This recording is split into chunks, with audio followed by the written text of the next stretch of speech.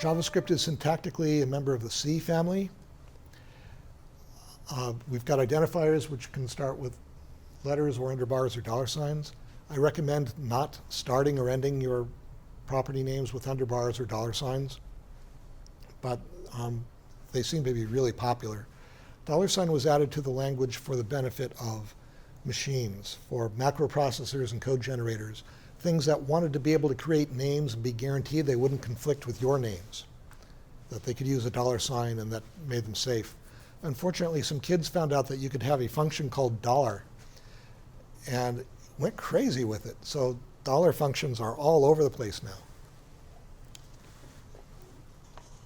We have both formats for doing comments. I recommend using just the / line format because sometimes we want to use comments for commenting out code. And regular expression literals can contain */ and /*. So weirdness can happen if you're using block comments.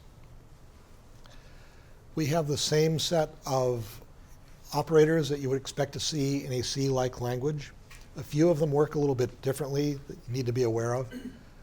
One big mistake in the language is that the plus operator does both addition and concatenation. This is a bad habit JavaScript learned from Java. In Java, it's not so bad because it's strongly typed, so you can predict which one it's going to do. JavaScript is loosely typed, so it's not until you go to do the plus that it looks at the operands, and if they're both numbers, it'll add them. Otherwise, it'll convert them both into strings and concatenate them, which is bad. For example, in a web application, you might have a form field, and you ask the user to type a number into the field. You then want to take that number out and add it to something, forgetting that the value you take out of a form element is always a string, even though everything around it says it's a number. That's a really big source of confusion, and you don't get an error, you just get extremely bad behavior.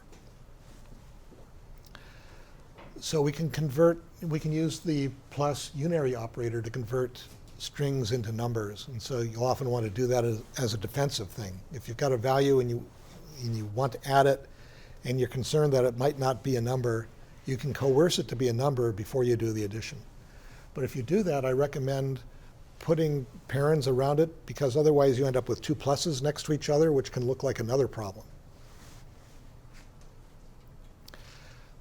We don't have integers formally, so you can divide two integers using the divide operator, but you're not guaranteed to get an integer result. So you need to be prepared for that. And because it's binary floating point, even the floating point result you get might not be the one you would expect. The %sign operator is the remainder operator, not the modulo operator, which is a shame because I think modulo is the more useful one.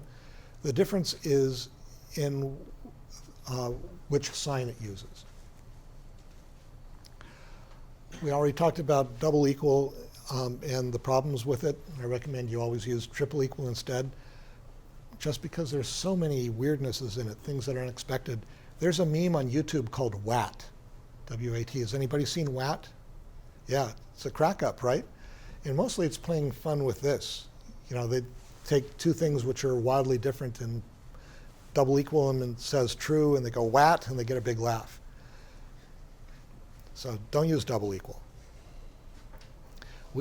The logical AND operator works a little differently than it does in Java because the operands do not need to be Booleans. They only need to be Boolish.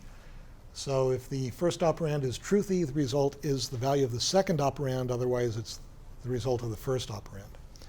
It does do the short circuiting, though, so the second operand will only be evaluated if the first one was falsy. And logical OR works in a similar way. The exclamation point is the logical NOT operator. If the operand is truthy, then the result is false. Otherwise, the result is true. If you have bang, bang twice, it'll turn a bullish value into a Boolean. We have bitwise operators, but we don't have ints. So the way that works is we'll take the 64-bit binary floating point, turn it into a 32-bit signed integer, do the nasty to it, and then convert it back.